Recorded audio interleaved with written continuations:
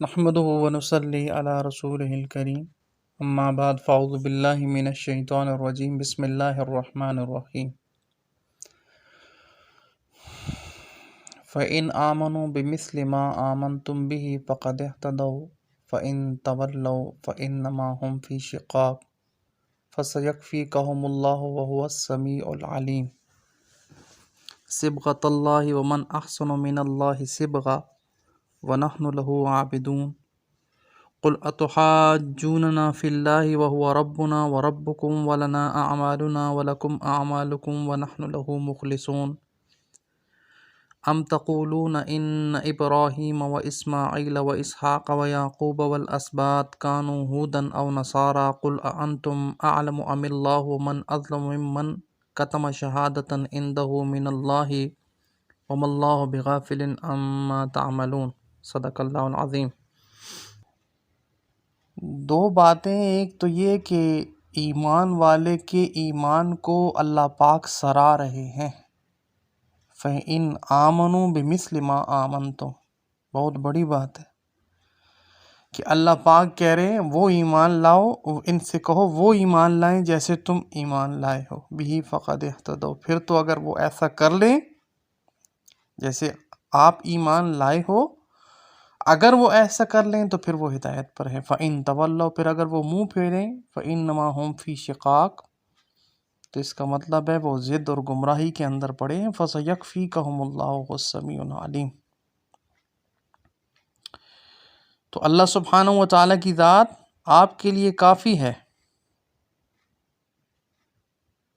وَهُوَ السَّمِيعُ الْعَلِيمُ، اور وہ اللہ سننے والا اور جاننے والا ہے۔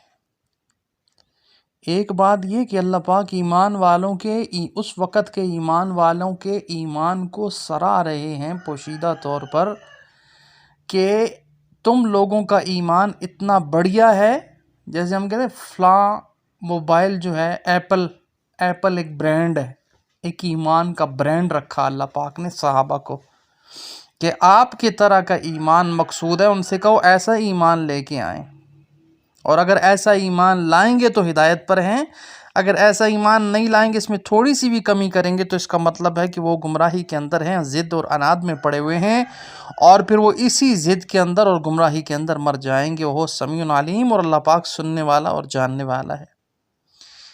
صبغۃ اللہ ومن احسن من اللہ، پچھلی آیت کے اندر فَسَيَكْفِيكَهُمُ اللَّهُ وَهُوَ السَّمِيعُ الْعَلِيمُ، یہاں ایک بات رہ گئی کہ حضرت عثمان رضی اللہ تعالیٰ عنہ کو جب شہید کیا گیا تھا تو حضرت عثمان رضی اللہ تعالیٰ عنہ کے جو گردن سر قلم کیا گیا تو خون کے جو قطرے تھے انہی الفاظ کے اوپر پڑے تھے۔ تو فَسَيَكْفِيكَهُمُ اللَّهُ وَهُوَ السَّمِيعُ الْعَلِيمُ، یہاں پر عثمان رضی اللہ تعالیٰ عنہ کے خون کے قطرے گرے۔ اس اعتبار سے اس آیت کو دیکھا جائے تو بھی بہت زیادہ معظم ہے۔ صبغۃ اللہ ومن احسن من اللہ صبغہ ونحن له عابدون، ایک روایت ہے اگرچہ ضعیف ہے لیکن پھر بھی اس کا تذکرہ یہاں کیونکہ اس آیت سے ریلیٹڈ ہے تب یہ کر رہا ہوں کہ نبی علیہ الصلوۃ والسلام سے کچھ لوگوں نے سوال کیا کہ اللہ بھی کوئی رنگ رکھتے ہیں؟ تو اللہ سبحانہ و تعالیٰ کی ذات نے اس آیت کو نازل فرمایا، صبغۃ اللہ ومن احسن من اللہ صبغہ۔ اے نبی جی آپ ان سے کہہ دو کہ سارے رنگ ہی اللہ کے ہیں، نحن لہ عابدون، اللہ کا رنگ اختیار کرو، اور رنگ میں اللہ سے بہتر کون ہے اور ہم اس کی عبادت کرنے والے ہیں۔ یعنی اللہ سبحانہ و تعالیٰ کی ذات ایسی ذات، یہ رنگ میں اللہ پاک کے رنگ سے بہتر کون ہے، اس کو تو صوفیاء جانتے ہیں، جنہوں نے اللہ سبحانہ و تعالیٰ کی ذات کے لیے سب کچھ قربان کر کے اور خاموشی اختیار کی ہوئی ہے۔ اور ہر وہ آدمی جو اللہ کے لیے قربانی کرنا جانتا ہے، دیکھا نہیں ہے، یقین ہے، اور ایسی دل کی آنکھ کھلی ہوئی ہے کہ جیسے وہ اس ذات کو دیکھ رہا ہے، اس کے لیے ہر ایک چیز کو قربان کرنا آسان ہو جاتا ہے۔ یہ ہے اللہ کا رنگ۔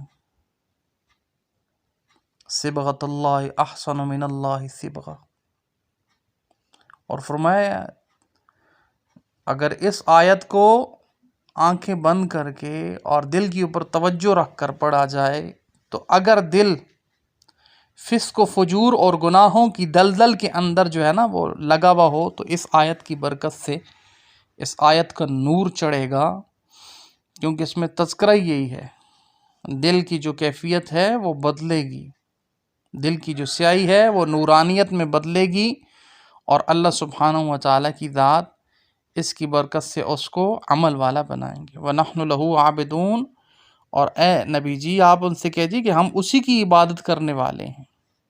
قُلْ أَتُحَاجُّونَنَا فِي اللَّهِ وَهُوَ رَبُّنَا وَرَبُّكُمْ وَلَنَا أَعْمَالُنَا وَلَكُمْ أَعْمَالُكُمْ وَنَحْنُ لَهُ مُخْلِصُونَ۔ کہہ دے کیا تم ہم سے اللہ کے بارے میں جھگڑتے ہو، حالانکہ وہی ہمارا رب ہے اور تمہارا بھی رب ہے، اور ہمارے لیے ہمارے اعمال ہیں اور تمہارے لیے تمہارے اعمال ہیں، اور ہم اسی کے لیے اپنے آپ کو خالص کرنے والے ہیں۔ یعنی جیسے تم اپنی زندگی کے اندر مختلف خداؤں کو لے کر بیٹھے ہو، ایسے ہماری زندگی نہیں ہے۔ یہود مسلمانوں سے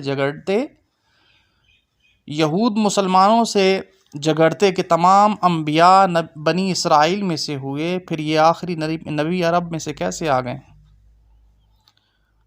ہمارا دین سب سے بہتر اور تمام انبیاء کا دین سب سے بہتر ہے، تو اس آیت میں اس کی تردید فرمائی گئی کہ ہمارا تمہارا سب کا رب ایک ہی ہے، اور ہم عبادت میں مخلص بھی ہیں۔ پھر تمہارا یہ کہنا کہ ہم سے بہتر ہیں یا ہم بہتر ہیں، یہ کیسے درست ہو سکتا ہے؟ پھر تمہارا یہ کہنا کہ ہم تم سے بہتر ہیں، یہ کیسے ممکن ہے؟ آیت کے اندر اس کی تردید کر دی گئی۔ ام تقولون ان ابراہیم و اسماعیل و اسحاق و یعقوب والاسباط کانوا ھودا او نصارا قل اانتم اعلم ام اللہ ومن اظلم ممن کتم شہادۃ عنده من اللہ وما اللہ بغافل عما تعملون۔ یا تم کہتے ہو کہ ابراہیم اور اسماعیل، اسحاق، یعقوب علیہ السلام ان کی اولاد یہودی تھے یا عیسائی؟ کہہ دے کیا تم زیادہ جانتے ہو یا اللہ زیادہ جانتے ہیں؟ اور اس سے زیادہ ظالم کون ہے جس نے وہ شہادت چھپائی جو اس کے پاس اللہ کی طرف سے تھی، اور اللہ ہرگز اس سے غافل نہیں جو تم کرتے ہو۔ نظریات اور عقائد کے مطابق موسیٰ علیہ السلام کے بہت بعد، اور نصرانیت اپنے مخصوص نظریات اور عقائد کے مطابق عیسیٰ علیہ السلام کے بہت بعد وجود میں آئی۔ یہود و نصارہ کے عالم لوگ اس بات کو اچھی طرح جانتے تھے کہ ابراہیم، اسماعیل، اسحاق اور یعقوب علیہ السلام اور ان کی اولاد اس یہودیت اور نصرانیت سے بلکہ موسیٰ اور عیسیٰ علیہ السلام سے بھی بہت پہلے کے گزر چکے ہیں، مگر یہود و نصارہ کے ان علماء نے عوام کے ذہن میں یہ بات پختہ کر دی تھی کہ یہ تمام انبیاء یہود کے قول کے مطابق یہودی تھے اور نصارہ کے قول کے مطابق نصارہ تھے۔ اس آیت میں اللہ تعالیٰ نے علماء یہود اور نصارہ کی اس بددیانتی کو ظاہر فرما دیا اور شہادت چھپانے کے مجرم قرار دے کر سب سے بڑے ظالم قرار دیا۔ یہود و نصارہ کے اس فعل کی مثال امت مسلمہ میں ایسے ہے جیسے کوئی مسلم عالم عوام کو یہ باور کرواوے کہ رسول اللہ صلی اللہ علیہ وسلم فقہ حنفی یا فقہ شافعی کے مطابق فیصلے فرماتے تھے، حالانکہ اس سے خوب معلوم ہے کہ امام ابو حنیفہ اور امام شافعی رحمۃ اللہ علیہ رسول اللہ صلی اللہ علیہ وسلم سے بہت بعد پیدا ہوئے، اور وہ نبی بھی نہیں تھے کہ ان کی بات حجت ہو۔ سمجھ میں آئی؟ اس لیے رسول اللہ صلی اللہ علیہ وآلہ وسلم کوئی مسلک یا بریلیت، دیوبندیت، شیعت، اہل حدیث اس قسم کا کوئی فرقہ نہیں لے کے آئے، صرف اسلام لے کے آئے۔ ایک درد کڑن فکر کہ امت مسلمہ، یہ میری امت ساری کی ساری یہ کیسے جنت میں جانے والی بن جائے، اور خصوصاً امت مسلمہ اس کے لیے عمل پیرا کیسے ہو جائے، اس کی پریشانی ہمارے اوپر سوار ہونی چاہیے، اور یہی نبی علیہ السلام کا درد کڑن اور فکر تھی۔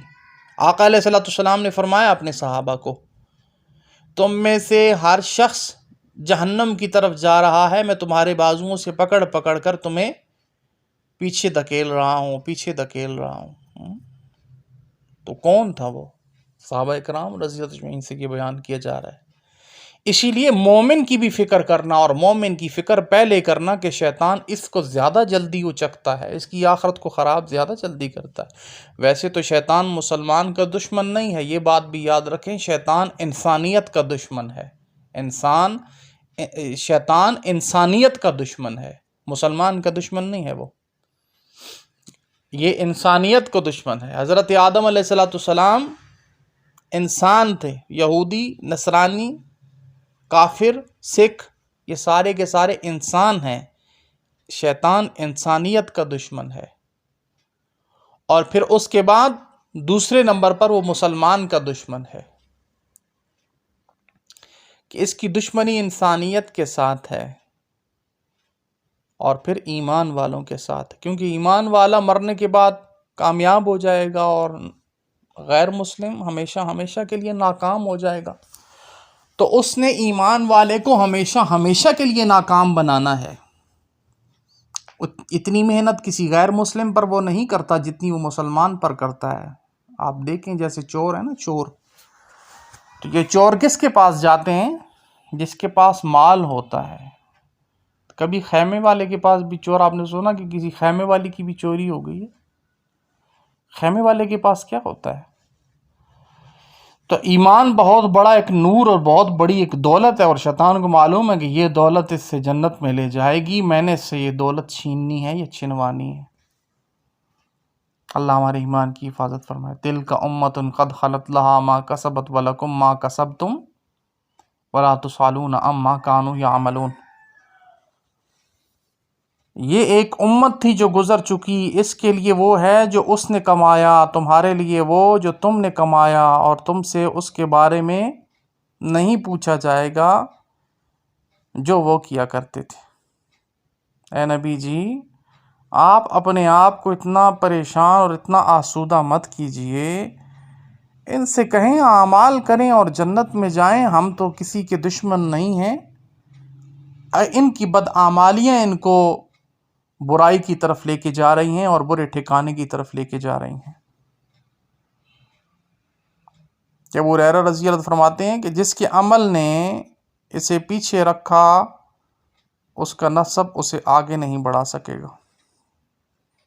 انسان عمل میں صفر ہو اور یہ کہے کہ میں تو حضور کی آل میں ہوں، اور یہ ٹھاٹھے مار رہا ہو، تو اس کو یہ نسب کچھ فائدہ نہیں دے گا۔ وہ دیکھ لے پیچھے تاریخوں کے اندر، نوح علیہ السلام کا بیٹا اور فرعون خود، اور اس کی بیوی کو دیکھو کہاں چلی گئی، اور فرعون کدھر چلا گیا، اور نوح علیہ السلام کہاں اور ان کے بیٹے کہاں، لوط علیہ السلام کہاں اور ان کی بیوی کہاں۔